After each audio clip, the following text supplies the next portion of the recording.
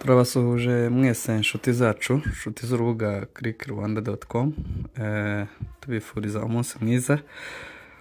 Uyu munsi turifuza kuganira namwe ku bintu bigiye bitandukanye.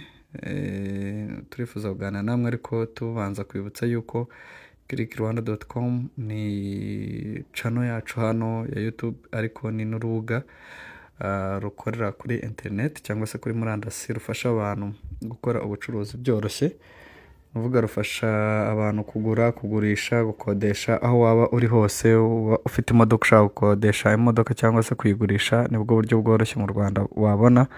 Ufite ikibanza, ufite inzu, ufite ibikoresho byo mu rugo, cyangwa se ushaka no kuba wafata iduka ryawe warusanganywe ukarishyira online, nibwo buryo tubigufashamo kandi ku buntu. Murakaza neza rero kugira ngo tujye dufatanya namwe.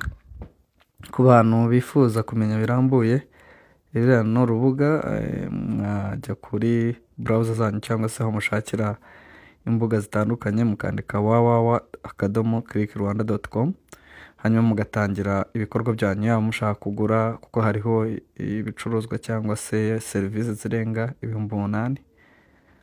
Ushaka kugurisha nabyo biriho, ushaka no kwamamaza mu Rwanda cyangwa se ku isi hose biriho. Uyu munsi rero turetse ikintu cyo kugaruka ku byo Click Rwanda ikora, turashaka kugaruka kuri iki kibazo. Ni ikibazo kivuga ngo ese mu Rwanda hari umuntu utunze miliyari y'amadolari? Abo twumva bita abamiliyarderi, abantu ba biliyoniya, barahari cyangwa se nabahari? Muri make tuzi yuko hari abakire benshi tujya twumva bakomeye ku isi, bafite za miliyari nyinshi cyane.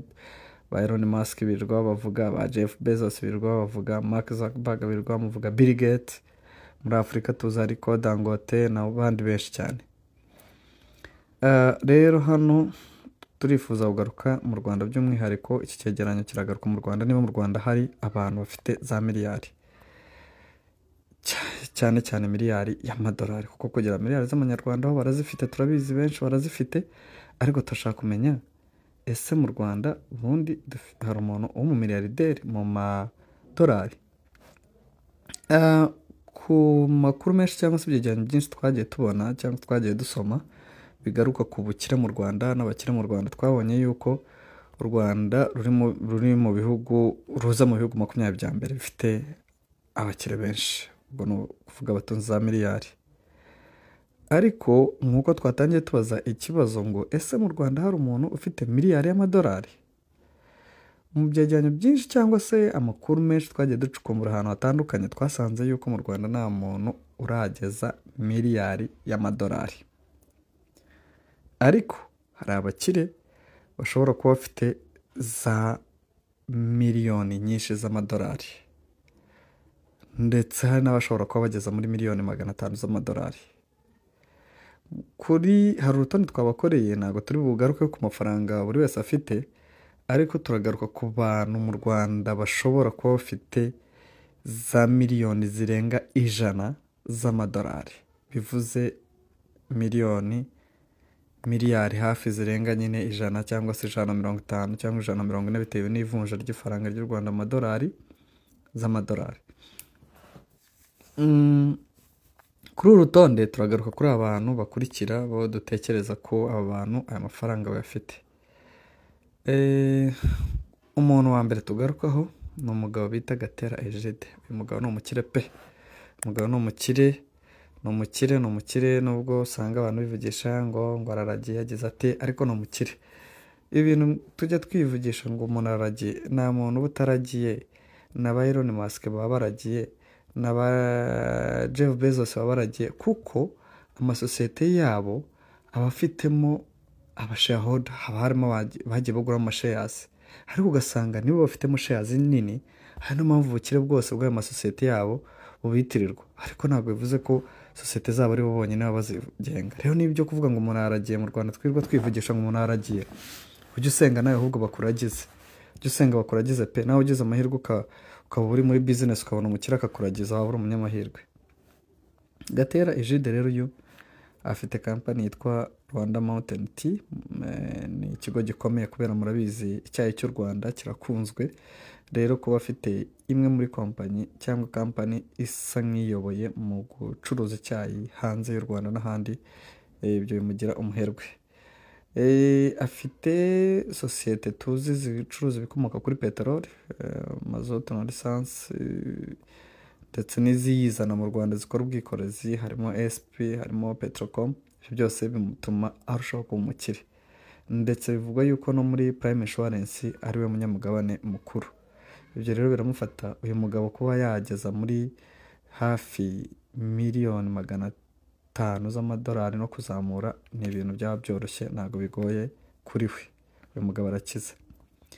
Undi muntu ukize ni umugabo bita Bapfakurera Robert. Uyu mugabo hari abagiye bamwumva ayoboye ikigo bitaga PSF, iki ngiki cy'abikorera. Bivugwa ko afite n'imitungo myinshi pe, kuko n'umugabo yashoye ahantu henshi, yashoye mu mahoteli. Afite hoteli yitwa Umwe Grand Hotel, afite Highland Hotel. Bavuga yuko muri iriya nzu ya UTC hari umwe mu bayiguze ufitemo n'amafaranga. Afite kandi na kampani ikomeye yitwa Roba Group. Iyi kampani hari abantu iyo bagiye Bugesera bajya bayicaho bahita ngo ni kuri Clear. Ikora ibikoresho nyine bigendanye n'isuku, Roba Group. Ariko si n'ibyo gusa, buriya n'amakamyo tujye twumva yafawe, aya ngaya aza mu Rwanda amakamyo yafawe, niwe yazana biciye muri ino sosiyete ye. Afite ishoramari rero rikomeye, afite ishoramari rikomeye yakoze. Bivugwa no ko ririya soko ryo mu mujyi wa Kigali naho afitemo ishoramari rikomeye. So ni umugabo ukomeye rero wo kumva uburemere bw'ibyo akora. Undi mugabo ukomeye tutarenze ngo ni umugabo bita Jacques Rusirare. Uyu mugabo ni rwiyemezamirimo ukomeye muri iki gihugu. Yagiye akora ibikorwa bikomeye cyane bitandukanye. Kimwe mu cyo tumuziho ni uruganda rukora amarangi rwa Mekikoro. Uruganda n'urwe, ndetse yaje no gukora n'irindi shoramari mu cyo bita Ameki Meuble, naryo rikora ibikoresho byo mu nzu harimo intebe n'ibindi. Ariko Mekikoro ubwayo ni uruganda rukomeye. Twese twagiye twumva za publicité kera, Mekikoro ibintu nk'ibyo. Uyu mugabo rero ni nyirarwo. Undi mugabo ufite amafaranga mu Rwanda ni umugabo bita Nyagahene Eugene. No mugabo nawe amafaranga yakoreye kera, Tele 10 ifite radio 10 na televiziyo na TV10, televiziyo 10 niwe wayikoze. Ni ibye biba hariya ku Gishushu. Ikindi afite na hoteli nziza cyane ku kigo yitwa Creo Hotel. Iyi ni nziza, kandi abagabo ntabwo baba bakora ishoramari hamwe, bafite n'ishoramari mu bindi. Undi mugabo twavugaho nawe ufite amafaranga ni umugabo bita Jean-Marie Karima. Uyu mugabo hari ivuriro, n'ujya wumva bavuze Rigas Clinic, iriya vuriro ujya nko mu burasirazuba, ririya rwose ni ivuriro rye. Ariko ahandi hantu akura amafaranga yashoye mu bucukuzi bw'amabuye y'agaciro. Afite ibirombe kabisa, afite ibirombe, ameze neza. Undi muntu twavuga kuri no liste ni umugabo bita Sina Gerard. Uyu mugabo arazwi ni ikimenya boss mu Rwanda. Iyo expo yabaye twese tuba dutekereza ngo kwa Sina Gerard tuzajyayo. Yakoze utuntu twinshi agenda twita akabanga karushoka, amazina yose ahereye kuri ariko yanakoze ubucuruzi mu bintu byinshi. Afite amashuri, afite ndetse bivuga yuko no mu bikomoka kuri peteroli naho abifitemo, kandi afite n'amakamyo ajya kuzana ibintu hanze n'ibindi. Ni umugabo nawe wakoze ishoramari riri hejuru. Undi mugabo twavuga ni umugabo bita Bavukiye Eugene. Uyu nawe yagiye akora ishoramari mu mahoteli. Afite amahoteli, hari Great Hotel Kiyovu, afite n'indi hoteli mu majyaruguru, afite amahoteli menshi. Undi mugabo twavuga ni umugabo bita nawe Kananira Leonard. Uyu mugabo nawe afite amahoteli, afite Remigo Hotel buriya niye. Noneho iranzu mujye mubona mugeze hariya Kicukiro, Sonatube, inzu nziza bita Silverback Mall iriho ingagi. Iranzu nayo ni ishoramari ryo. Abagabo rero hano baba barakoze kofi rwose, baba barakoze ishoramari pe rikomeye ryiza cyane. Undi muntu ni Hanabayo Samuel. Nihabayo Samuel, uyu mugabo nawe afite uruganda ruvuza ubuhuha muri no minsi rukomeye cyane, Ingufu Gin rwose yajije mu gukora ziriya nzoga za gin nyine abantu bagenda banywa, birinjiza biriya bintu, birinjiza hari ahantu harimo ishoramari. Iyo tubasobanura ibintu tuba tugira ngo mwumve n'aho abantu bakuye amafaranga. uko tugenda twiyubaka hano haracyarimo abana batoya bashobora kuziyubaka bakaba abantu bakomeye. Mwumve namwe ahantu muzashyira imari cyane hagenda hatanga atubutse mu Rwanda. Undi mugabo tutasoza tutavuze ari umugabo bita Twahirwa Dodo. Uyu mugabo arazwi cyane muri za Traco, ikintu bita ishoramari yakoze cyane mu bintu bigendanye na transport. Ubu niwe boss wa RFTC aherera Traco, ariko afite n'ishoramari mu bindi bintu byinshi. Ikigo bita Jari Investment, harimo n'ikigo cy'imari cyitwa Jari Microfinance. Byose n'ibye, ibyo byose rero n'ibye kandi birakomeye. Harimo n'abandi bagabo nka ba Bidabari Eric Rutazigwa, uyu nawe afite amahoteli, Galaxy Hotel niye, ndetse aba yakoze n'ishoramari rindi ritandukanye. Uru rutonde mwumvisha abagabo gusa, ariko harimo n'umugore nawe wo kubaha witwa Mushimiyimana Eugenie. Uyu nawe ni umugore rwose wakoze ishoramari mu Rwanda rinini, afite amazu y'ama-etage menshi muri uno mujyi wa Kigali, harimo na etage tuzi yitwa M Plaza iba hariya ku Gishushu. Abo bantu bose rero n'abandi ni abantu bagiye bakora amafaranga bafite za miliyoni z'amadolari, ubwo ni amamiliyari mu manyarwanda. Ariko ikibazo ukuntu twagiye tuvuga, ese hari umuntu ufite miliyari y'amadolari? Kugeza ubu ngubu ibyo twagerageje gushyira hamwe byose, aho twagerageje gusoma, twasanze yuko nta munyarwanda urageza miliyari y'amadolari. Ariko nibakomeza gushyiramo imbaraga abagabo nk'ukuntu mwabonye bakora ishoramari, na miliyari y'amadolari bazayigeza.